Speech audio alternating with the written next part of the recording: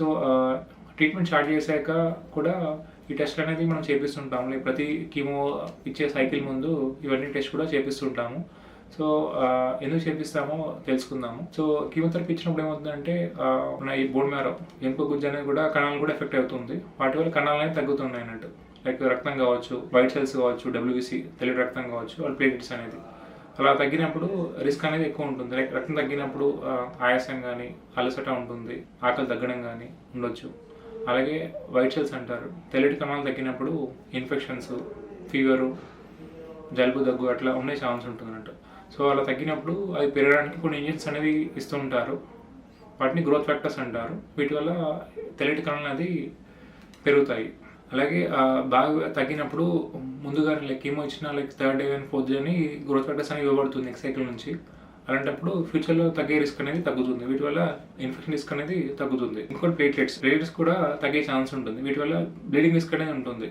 So అందుకని chemotherapy ఇచ్చే ముందు ఇవన్నీ టెస్ట్ కూడా చేపిస్తాం ఖచ్చితంగా తెలుసుకోవడానికి. మిగతాయి కొన్ని కాల్షియం ఫాస్ఫేట్ అంటారు, ఆర్ వైటమిన్ డి. ఇవి బోన్ హెల్త్కి, మన ఎముక హెల్త్కి చాలా ఇంపార్టెంట్. ఇంకోటి కాల్షియం అనేది కొన్ని క్యాన్సర్లో పెరిగే ఛాన్స్ ఉంటుంది. Like bone cancer, like multiple myeloma అంటారు, వాటిలో పెరిగే ఛాన్స్ ఉంటుంది. ఇంకొంతమందికి లివర్, మనకి ఊపిరితిత్తుల క్యాన్సర్ ఉంటుంది, ఒక సబ్ టైప్, వాటిని స్మాల్ సెల్ క్యాన్సర్ అంటారు. అందులో కూడా మనం ట్రీట్మెంట్ స్టార్ట్ చేసేటప్పుడే కొన్ని లెవెల్స్ అనేది ఎక్కువ ఉండే ఛాన్స్ ఉంటుంది. అలాగే మిగతా మనకి కిడ్నీ ఫంక్షన్ టెస్ట్లో మిగతా కొన్ని వస్తాయి అన్నట్టు. సోడియం, పొటాషియం అనేది ఉంటుంది. ఇవి మన బాడీలో సాల్ట్స్ అన్నట్టు. వీటి వల్ల మన బాడీలో వాటర్ కానీ అవి కానీ ఉపయోగపడుతుంది. సో కొన్ని లంగ్ క్యాన్సర్లో ఈ సోడియం అనేది కూడా తగ్గే ఛాన్స్ ఉంటుంది. తగ్గినప్పుడు మనకి తల తిరగడం కానీ, తలనొప్పి, సో అలా ఉండే ఛాన్స్ ఉంటుంది. ఇంకొకటి లైక్ సర్జరీ ముందు కూడా ఈ టెస్ట్ అనేది చాలా ఇంపార్టెంట్. అలా ఈ టెస్ట్తో పాటు మనము రొటీన్గా కొన్ని కోగులేషన్ ప్రొఫైల్ అంటారు, అంటే రక్తం ఎలా గడ్డగడుతుందో తెలుసుకుంటారు. లైక్ పీటీ అయినా ఏపీటీ అంటారు.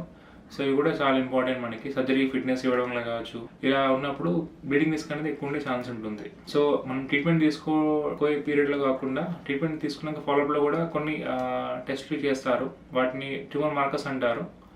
సో కొన్ని లైక్ అండాశయ క్యాన్సర్లో CO125 అంటారు. అలాగే కొలన్ క్యాన్సర్, పెద్దబాయి క్యాన్సర్లో CA అంటారు. అలాగే లివర్ క్యాన్సర్లో కావచ్చు, ప్యాంక్రియాటిక్ క్యాన్సర్లో కావచ్చు CA19 అంటారు.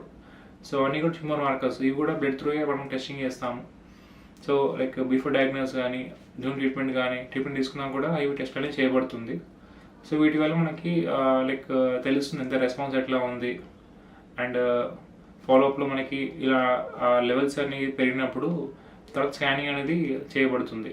So to conclude, blood test అనేది చాలా ఇంపార్టెంట్ రోల్ ప్లే చేస్తున్నాయి.